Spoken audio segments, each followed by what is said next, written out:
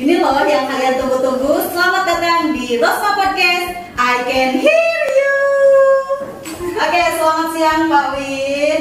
Selamat siang menjelang sore. Apa nih?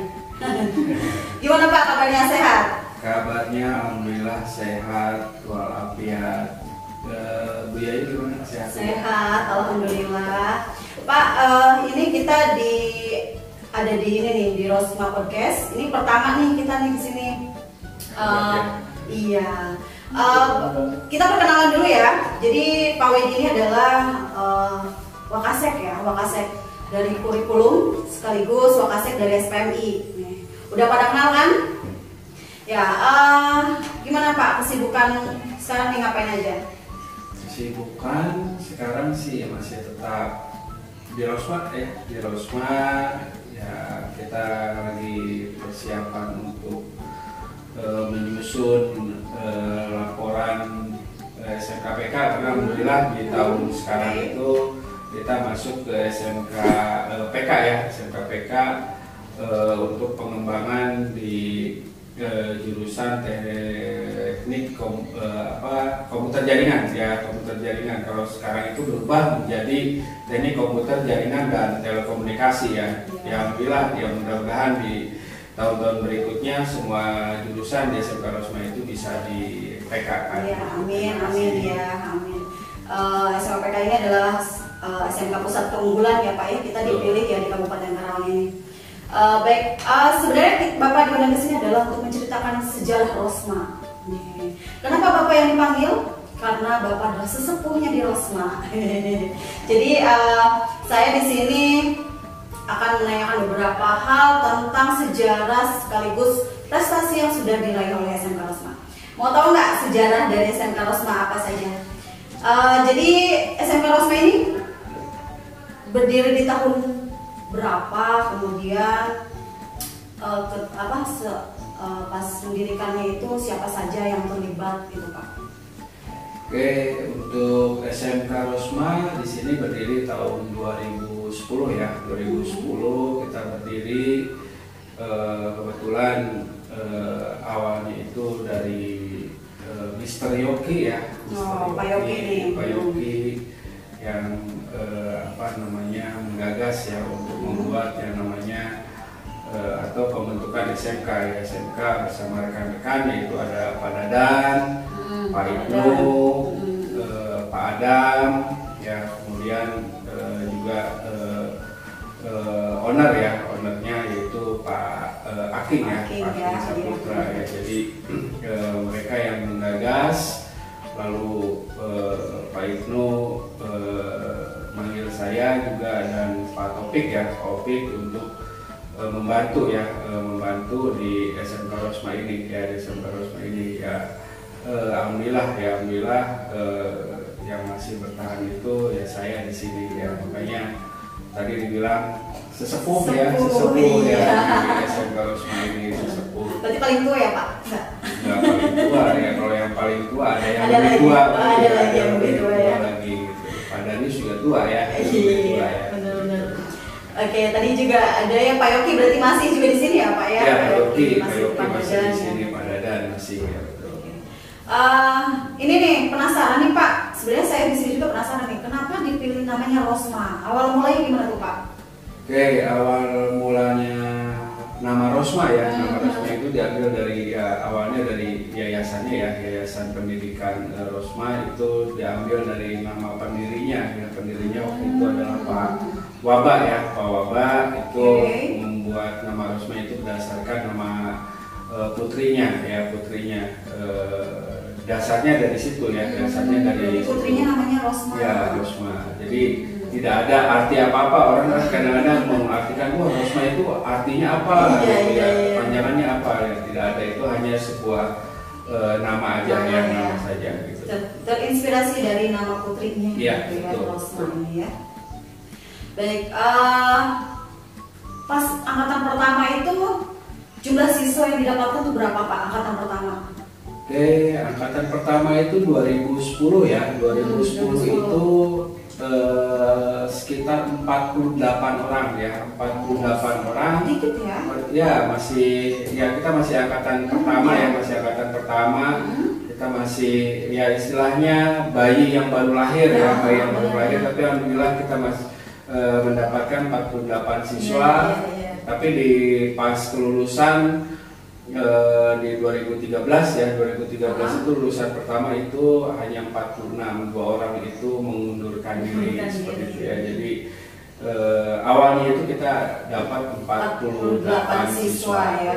Itu terbagi dari jurusan apa saja Pak? Terbagi menjadi 2 jurusan ya. Awalnya itu ada 2 jurusan, ada jurusan teknik komputer dan jaringan.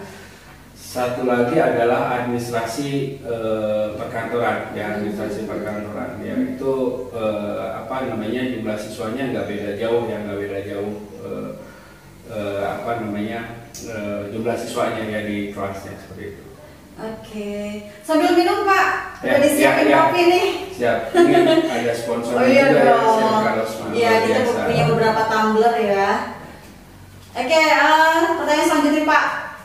Jadi di SMK Rosma ini yang saya lihat gitu ya, bahkan ada beberapa gitu orang tua bicara bahwa wah fasilitasnya lengkap banget nih, ada bengkel, ada lab, terus setiap ruangan tuh ber-AC. Itu gimana sih Pak? Maksudnya dari fasilitas ini untuk apa gitu? Oke, dari fasilitas yang ada di SMK Rosma ini ya kebetulan apa namanya, dari pemilik ya, dari owner, dari yayasan itu mensupport SMK Rosma ini untuk menjadi SMK Rosma yang besar ya. Makanya mereka mensupport banget untuk segala fasilitas apapun yang ada di SMK Rosma, terutama di pembelajaran ya. Pembelajaran kita udah ada lab ya, lab ada TKJ, lab TBSM ya.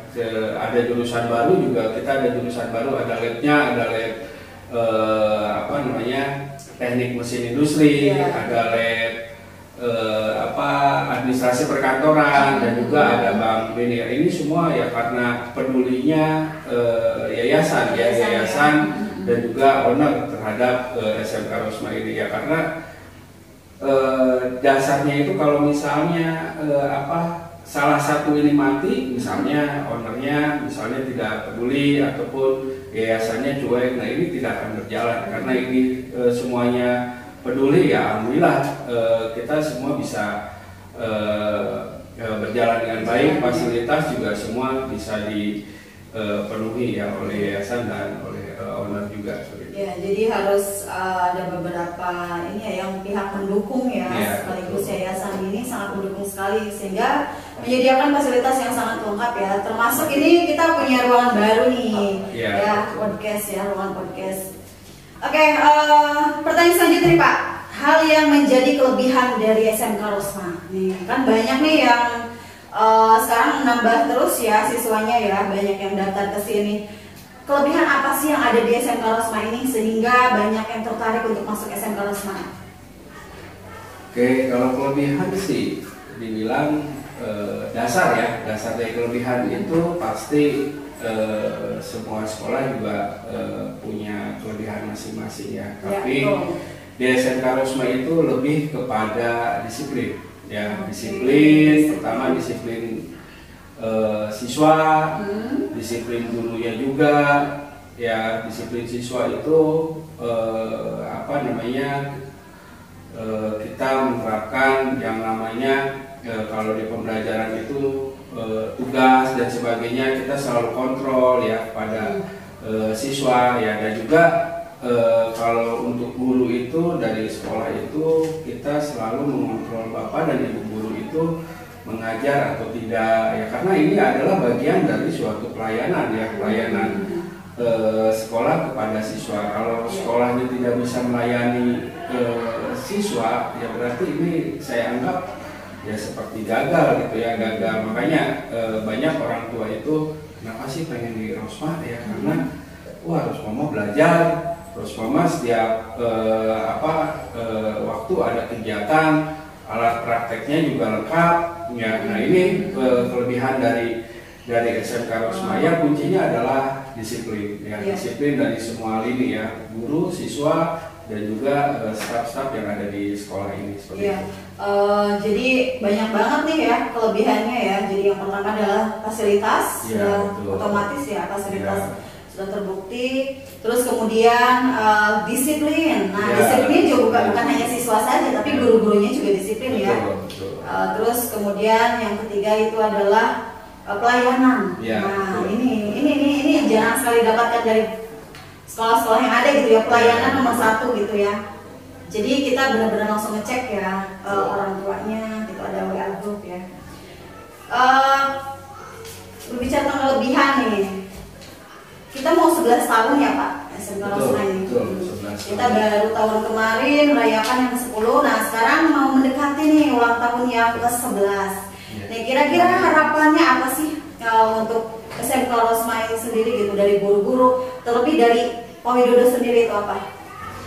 Oke, harapan dari saya ya, terutama untuk SMK Rosmaya ini adalah yang menjadikan SMK Rosmaya ini menjadi sekolah yang besar ya. Artinya sekolah yang besar itu bukan sekolahnya yang besar ya, bukan arti wah sekolahnya besar dan juga bukan, tapi sekolah yang emang banyak dikenal oleh orang ya, sekolah yang memberikan pelayanan yang terbaik kepada siswa dan juga terhadap orang tua ya, yang terutama adalah bahwa sekolah ini ya dibuat menjadi sekolah yang pilihan utama ya. Itu target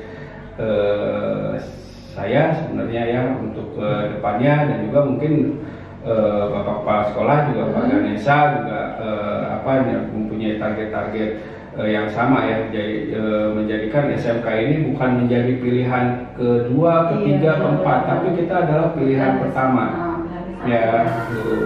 Kalau kita lihat di sekolah-sekolah swasta di luar Karawang ya, di luar Karawang sekolah swasta itu jadi pilihan utama ya, jadi pilihan utama. Nah kita ingin membuat seperti itu mengingat SMK Rosmaya ini yang menjadi harapan dari ke depan sendiri. Jadi SMK Rosmaya adalah sekolah swasta nomor 1 di Karawang. Jumlah siswanya berapa sih sekarang Pak? Banyak ya? Wah, jumlah siswanya kalau sekarang itu berdasarkan dapur ya, yang kemarin diikut oleh Pak Majo dan Bu Delis itu sekitar 1074 siswa. Banyak banget dari Tuhan ya. 11 tahun ini luar biasa ya. Ada luar biasa banget yang 10 tahun ini berangkat ke mana Bapak dan Ibu ya.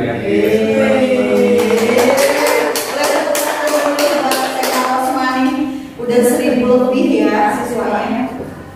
Terus prestasi nih Pak, kita kan ada S10 juga ya, di bagian akademik, SMK Populer itu apa sih prestasi yang sudah didapatkan? Prestasi yang didapatkan itu cukup banyak ya, cukup banyak ya. Alhamdulillah bahwa 11 tahun ini cukup banyak ya.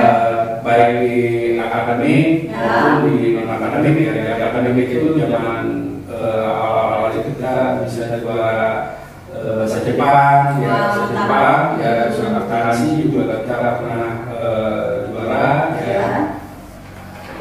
Kalau non akademik itu ada taekwondo, basket, kita pernah jadi juara pertama ya, di si dua ya di Karawang ini ya. Kita luar biasa ya. Paskibra juga Pak. Ya, Paskibra luar biasa. Yang di Bandung ya masalah ya. Di Bandung gitu ya. Pulang bawa piala. Ya, pulang bawa piala itu luar biasa ya, besar dari Bapak Kepala Sekolah ya. Itu juga merupakan suatu prestasi luar biasa. Pembina siapa sih Pak? Pembinanya kalau nggak salah itu saya agak lupa ya, kalau salah India gitu ya. Betul. Luar biasa ya. Terus kira-kira nih, ya tadi pertanyaan terakhir ya.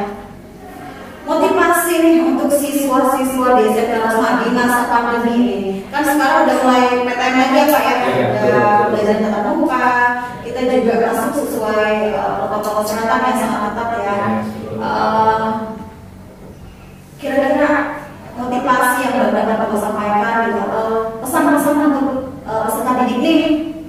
masa pandemi ini pembelajaran seperti apa nih? Oke, motivasi buat siswa ya. Sebenarnya motivasi buat siswa ini ya utamanya adalah mereka tetap rajin belajar, ya tetap rajin belajar dan memperbanyak literasi, ya memperbanyak apa namanya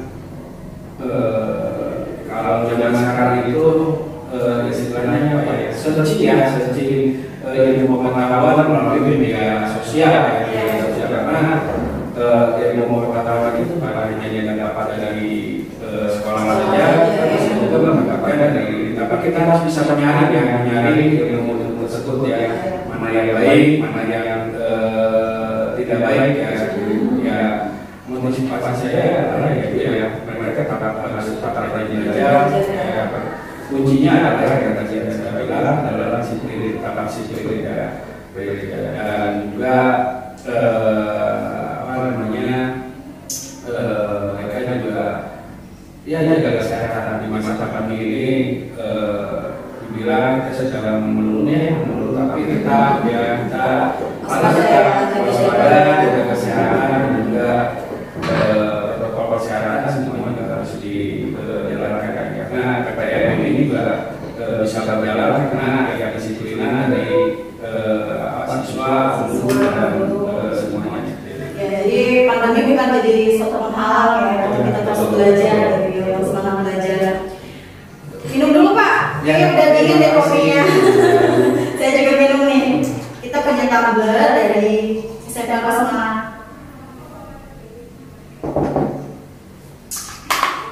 Oke Pak, makasih banyak banget ini ya, Mas Bapak sudah hadir di podcast kita, memberikan semangat, motivasi dan menyampaikan sejarah tentang Rauh Semarang ini sendiri ya.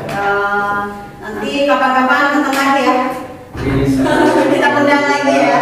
Yang penting disediakan kopi aja. Kopinya khusus ya, kopi apa nih? Bebas lah. Bebas. Kami tahu Bu Hani. Ya, ini siapa yang bikin? Bu Hani ya. Bu Hani yang bikin, Pak yang ngadu. Kolaborasi. Oke, terima kasih Pak sudah hadir. Tapi sebelum kita tutup, saya ada permintaan ke Bapak. Jangan gini. Oh bukan. Oke, maka dari mati kain. Oke Pak, nih sebelum kita tutup nih, saya ada permintaan dulu nih sama Bapak nih. Tadi kan kita di awal itu pembukaan ya, slogan tentang Rauh Podcast. Coba gimana Pak? Pesan apa Pak? Coba. Nyanyi boleh kok kita. SMK Rauh Podcast, I can hear